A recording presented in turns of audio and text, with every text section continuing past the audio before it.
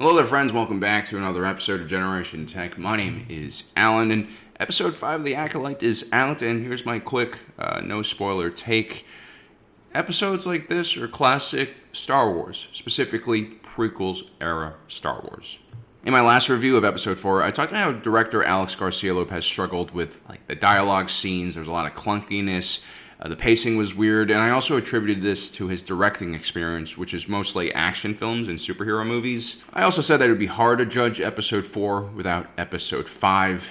And yeah, these two episodes should have been placed in a 1 hour long episode, which really isn't that long. I mean, and especially with modern audiences today, we just don't have the same attention span and patience. We can't wait for weekly releases. A lot of people write these shows off. There's also been Star Wars fatigue, which I understand. There's just been a lot of shows in the last few years that haven't really met expectations. But it's really a shame to see a show like The Acolyte get as much criticism as it does before people have even finished watching the entire show. But yeah, the second half of this two-part arc, episode 5, this was the feast. If the first half was just the build-up, an incomplete meal that left us hungry, episode 5 really delivered. And, I had a feeling it would, because that cliffhanger was freaking awesome. I really can't believe people have rated this show, 13%? And we're not even halfway through the show. I do think we're seeing a lot of promise here. I can't say that it'll be an amazing show just yet, because usually I like to wait until the end of a show before reviewing. That's what I've done with previous things. But if they can stick this landing, if they can continue with the momentum they have right now, this is going to be a pretty solid Star Wars show. Definitely above average. Okay, let's talk spoilers now. Osha wakes up in a cloud of red spores. I noticed that in the last episode. I thought maybe it was a hallucinogenic or something, but maybe it's just good for creating a cloud of dust. But considering the show has so many twists and turns, little hidden details that lead to bigger things, who knows? Maybe there is something here that we're missing that we just don't know yet. As expected, brown shirts do brown shirt things. To see Jedi get cut down like this, that Kel Dor is definitely not Plo Koon, for people who are still asking. But yeah, the vibe of the beginning of this fight really did remind me of the duel in Palpatine's office. We haven't seen a dark side Force user cut through Jedi like this in a long time. Now granted, this wasn't Darth Vader in the hallway destroying everything in Rogue One. This dark side baddie in The Acolyte is not a whirlwind of destruction. Instead, he's, dare I say, Sith-like in his use of tactics and planning. He seems to always be a step ahead of his enemies, and you get that sense of dread when you're watching him on screen. He might be completely outnumbered here, but he catches everyone off guard with that enormous force blast, and then he kind of confines himself in a wooded area, which allows him to really keep the Jedi at bay so he doesn't have to fight more than one at a time. They can't really surround him because he's surrounded by trees. The addition of Cortosis is really cool. This is the only material in Star Wars that can short out a lightsaber like that, and I'm guessing it also eats up stun rounds because of its energy-absorbing properties. I think this is really great that they included this. It's not Legends material anymore, because I think there's a canon novel where the Sith try to create separatist battle droids, B2 battle droids with Cortosis, but Anakin and Thrawn team together and destroy it. That would have been a huge problem for the Jedi if they had that. And it's a huge problem for them here. But yeah, I always love it when they introduce awesome Legends elements back into Star Wars and live action. And not only is this really cool lore, it creates some really interesting fight scenes and moments that you wouldn't have otherwise. It's hard to keep Star Wars fresh. It's hard to keep lightsaber fights fresh, especially when you've done so many. People really didn't like the sequel lightsaber fights, and I get it. And when you're dealing with Legends material, it's always hard to please new fans and old fans. But I think they did a really good job with Cortosis here in The Acolyte. Just like how they did a really good job with Beskar in The Mandalorian. I don't think we'll be seeing Darth Bane's Orbalisk armor or the Yuzang Von Crab armor anytime soon, but as you can see, they've chosen the materials that I think a lot of fans like and want to see come back into Star Wars. So, well done. But anyway, you really get a sense that the Jedi are on a back footing in this episode. We've talked about this in length already in multiple videos. These Jedi are not used to fighting other Force users, especially Darksiders like this. And I'm going to call them a Sith for now, because that's kind of where we're headed, I think. And that's also really because only a Sith can make the Jedi look this foolish. Everything from their lightsaber form, their martial training, their physical and mental fitness are lacking. This Sith Lord, if we can call him that, has clearly spent years studying the Jedi. Again, we have the initial Force push. It's extremely powerful, disorients them. It looks like it kills one Jedi. And then the cortosis, which is on one of his gauntlets and also on his helmet, takes out several Jedi before they really understand what the hell is going on. And by the time the Jedi can recover and kind of form a new strategy, they're already scattered, bruised, and battered. The battle had already been lost, basically. And guys, what I really love about this is kind of like a classic Rule of Two era Sith. These Sith are not going to be like the old Republic Sith who are all power, all Force abilities. This guy is a lot like Palpatine. He uses his brain. He plans. It's not that the Sith fighter here is more powerful than the 8 Jedi. No, that's not the point. But these 8 Jedi came here like traffic cops getting ambushed by Rambo. The Sith was the only individual in this scene prepared to come and kill. And we can clearly see that as the scene unfolds. And the Jedi, again, they're not mentally prepared for this. They've never seen all of their comrades fall in combat so quickly. And so every death demoralizes the group of Jedi. And as we find out from Yord, who is still Yord, I always got to root for that guy. I mean, he's trying his best. Can't really hate him for that. He's flustered for the first time in the show. His kind of over-the-top confidence is shaken. Because not even the vigilant Yord has seen a Sith Lord in their full glory. It's absolutely terrifying. He doesn't follow the rules of combat, and there's no method to his movements. It doesn't make sense. He gets into your head, and he stays there. And this is really one of the Sith's main advantage, something that the Jedi would have forgotten over the years. Even if they fought Dark Jedi, this is a very classic Sith way of fighting. Do you guys remember when Palpatine skewers all 3 of those Jedi Masters within like 5 seconds? He does a Sith scream before twirling into action. And that's designed to paralyze the Jedi and throw off their connection to the Force. I mean, all of these Jedi are clearly trained in the Jedi arts. We've talked about how the Jedi fight differently from the Sith. They fall into a rhythm and the flow of combat by connecting and giving themselves up to the Force. This way they think less about their individual actions, and the Force allows them to move at lightning speeds and see their enemies coming. It basically guides them. But when that mental concentration falls apart, the Jedi fall apart. And this Sith Lord is clearly in all of their heads, which is why they're just flailing around like newbies. But again, this only happens with Green Jedi. Jedi of the old Republic era would have defenses against this stuff. They would train these things, but none of these people have seen a Sith Lord, and this is why he has such a huge advantage. The fighting itself was pretty tight. Some of the initial choreography is a bit loose, but this is what happens when you have like 5 or 6 people fighting one person. It's just, in real life, not possible that one person would get killed pretty quickly, and so you're going to see gaps in between the strikes, pauses to allow the Sith to recover. But all the fighting is pretty grounded. I mean, we don't see anything too crazy like we see in the prequels with the Ataru forms of, Master Yoda. The speed of strikes don't really reach Kenobi and Anakin Duel of Fate's intensity. But that's to be expected because, again, the Jedi of this era kind of suck. I mean, even Master Soul, who's clearly the most experienced Jedi, here uses some pretty basic techniques. We'll talk a little bit more about, the choreography, the lightsaber forms in another video, I think, because we have a lot to talk about here. And I think as terrifying as the Sith is here, even his lightsaber skills aren't that advanced because I don't think he's actually the big bad. Because remember, always 2 there are. No more, no less. A master and an apprentice. An Acolyte is really not a full-on apprentice. But yeah, this show already is intriguing because of the mystery elements behind the murder, the Rashomon unreliable narrator effect that skews our view of the Brendok fire, and now the show also proves it can handle lightsaber combat with the best of them. I mean, the Kenobi and Anakin duel was cool as well, but there was a huge nostalgia factor there, and more importantly, the tone of that fight was kind of weird. It was very modern in some ways, almost like a Dragon Ball Z Superman fight. It really didn't connect with the original prequel-style fight at all. But then again, it makes sense because it takes place so much later. I also feel like Filoni wanted to one-up the Duel of Fates, which he kind of does, but honestly, you really can't do because that's the best fucking duel outside of the Waffle House I've ever seen. The action sequences in Episode 5, while not as epic as the Kenobi and Anakin duel, just flowed really well with the prequel setting. Again, I feel like this is just a continuation of that era, and the tension is kept throughout the entire 30 minutes running time, which is great. The pacing for Episode 4 was all over the place. The pacing for Episode 5 was really tight. They did a good job. Let's talk about Yord and Jeki.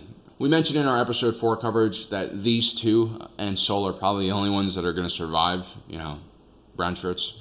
I also think out of the entire cast, Jord, Jecki, and Sol are the strongest performances. The level of acting in these three characters, even if Jord plays an idiot, is done quite well. Jord is an endearing idiot. I think all three of these characters are doing a great job at supporting May and Osha, who I think is really the weakest performance so far. And so I really applaud the writers for, basically slaughtering Jecki and Jord like sacrificial lambs on the altar of the Sith, because you really can't fear the Sith unless you see them not only take away no-name Jedi, but also take away, pretty strong characters that have a backstory that fans have gotten attached to. This is what makes us hate the Sith, the bad guys. Well done. And I think this is what fans have always wanted. They wanted to see just how powerful a Sith Lord can be compared to the Jedi. But yeah, watching Jord save a fellow Jedi and then be that obedient soldier who doesn't question orders in the middle of battle. You're injured. I'm fine. Sol gave me an order. Osha, I don't want to have to subdue you, but I will. That's endearing. I like the guy a lot. But then watching him come back and get his neck snapped, that's traumatizing for like the 13-year-olds watching this show, I think.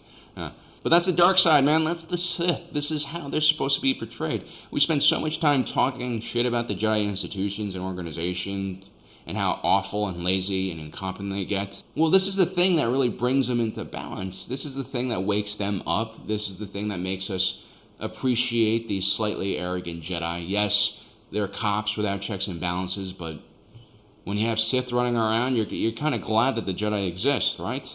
And then there's Jecki, who really has been one of the more interesting characters in the show so far. She goes from being this slightly nerdy, unsure girl to a little drop-kicking fireball. We really need more drop kicks. I also love how she tries to read May her like Miranda rights as she's handcuffing her. Hilarious.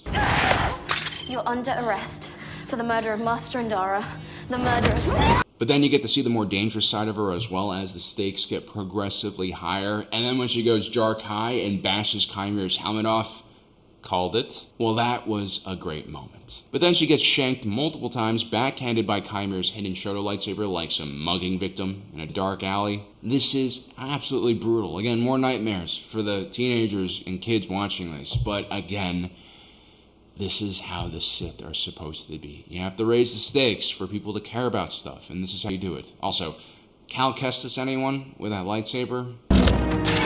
All in all, Jord and Jecki were great. I'm really sad to see them go. They were really well developed and then ripped from our hands. My biggest complaint against Star Wars is that heroes like this that are likable are usually padded with plot armor and don't die and then overused. So again, good job. Master of Sol's name now makes sense. He's not only the sole survivor of the Brendok 4, he's also the sole survivor of this accursed mission. And now I understand why Leslie Headland casted Lee Jung-jae for this role. So she was actually watching Squid Games when she saw Lee Jung-jae, and she immediately thought he'd be perfect for this role. You see, in Squid Games, Lee Jung-jae plays a loopy but also kind-hearted and warm individual who at his core is kind of similar to Sol. They're both really compassionate people. But then by the end of the trials that Lee Jung-jae goes through in Squid Games, he becomes this broken and disillusioned man. I think that's where Master Sol is headed, because the writers for the show, surprise, they understand character arcs and character development, which not all Star Wars Disney shows seem to understand. And out of all the characters so far, Sol's intentions and backstory have been the best hidden. No one really suspects him that much, except for the super contrarians who never like the goody-goody guys. Master Sol is the one hope that there are still Jedi who are good and competent in the galaxy. I've mentioned earlier how he kind of reminds me of Qui-Gon Jinn. But of course, the Sith corrupt everything, and I love this exchange here between Sol and Chimere. It's like watching your favorite history teacher who engages the kids, takes you on, epic field trips, and throws pizza parties, confronting that substitute teacher who just throws in a movie every time and doesn't give a crap about his students. That's what this feels like. What master hides his face from his pupil? You tell me. Yes, this is the last mystery, and this is why I think Master Sol is going to become a broken person. Master Sol is the last of the Brendok 4, and with him dies the secret of what the Jedi did on that planet that day. I've always compared these dudes to the Covenant of the Terrace Tower. And I feel like because Lee Jung-jae is known for his range, we're going to see like a Squid Games-like transformation of Master Soul in the last few episodes. As we get closer to the truth, the darker things will get, which I think will be revealed in episode 7, because the director of episode 7 is the same director as the one for episode 3 who did the other flashback, Koganada, and I think we're going to see another version of how the Brendok fire happened. The entire Chimera and the Apothecary shot vibe really connects well now. I mean, there was always something too over the top and excessive with Manny Jacinto. I almost wrote it off as over the top acting, but then I remembered, Palpatine was exactly like this, right, in his own way. And I think Manny Jacinto, he really did something special with this role here. He didn't copy McDermott, he just rhymed with him, and he put a unique Sith spin to his own personality. And at every point of this episode, he's a step ahead of the Jedi, as Darth Bane and the Rule of Two Sith planned. He didn't want quantity, he wanted quality. And guys, again, Chimera might just be an apprentice, which is a scary thought. It's also possible that he's not a Sith, but then again, the mind manipulation, the planning, this really smells Sithy to me. Also, the fact that Soul, well, I guess he hasn't survived the mission yet, but if he makes it back and tells Ki-Adi-Mundi about the Sith lore, then Ki-Adi-Mundi is lying. He's lying in the prequels. The conclusion can be that it was a Sith Lord. Impossible. The Sith have been extinct for a millennium. Anyway, Chimera does a great job being the Shiv in Master Soul's side as he digs deeper and deeper into who he is as a person. When Soul says this, She was a child. Chimera rightfully responds with this. You brought her here. The retorts that do the most damage are the ones that are very, very true. The Sith in this series, like I mentioned before, are the balance, the mirror that are designed to make the Jedi question everything. And guys, I'm all for this. The only thing I thought I was a bit mad about this episode was Osha bringing back those insects. I thought it was a dumb move initially, and I guess, Yord was just too panicked or just being Yord and agreed to do this. But ultimately, it actually works out kind of well. Also, Osha taking Pip's head off and using it as a flashlight was smart, but I really wanted it to be a detonator. Although now we know it's pretty important because that tracker picks it up later, and he's probably going to figure out that May is not Osha, Osha is not May. Chimera flying away because of those bugs kind of reminded me of the second stage setup for a boss fight. It was cheesy, but I can forgive them because they murked all those Jedi. And plus, this is Disney, and Disney always needs some kind of Mary Poppins nonsense happening in the background. The twin switch off is interesting. I had to sit down and decipher what Chimera says at the end and really think about it. I think we'll cover that in another episode as well. But yeah, guys, this is why you can't review these shows based off of some idiot exchanges between the creators and actors in the fandom. I really think that it blinded a lot of people and made people so emotional that when they went into this review, they weren't objective. And they wrote this show off without even watching the entire thing. And is it the best show ever made? Are there clunky moments? For sure. I've talked about this, but is it does it deserve a 13% rating? Come on, guys. I mean, that's just ridiculous. And again, this is what happens where you're unbalanced and emotional. When you get into a review, you show your biases, and ultimately, in the long run, you're going to get skewered, just like these Jedi, for making a terrible call.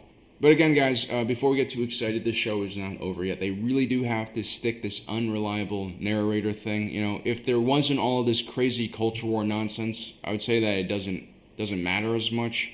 But clearly, at this point, they really have to stick this landing for this show to kind of repair all the damage that's been done to it. But anyway, let me know in the comment section below what you guys thought about this episode. As usual, my name is Alan, reminding you that my allegiance is to the Republic, to democracy. See you next time.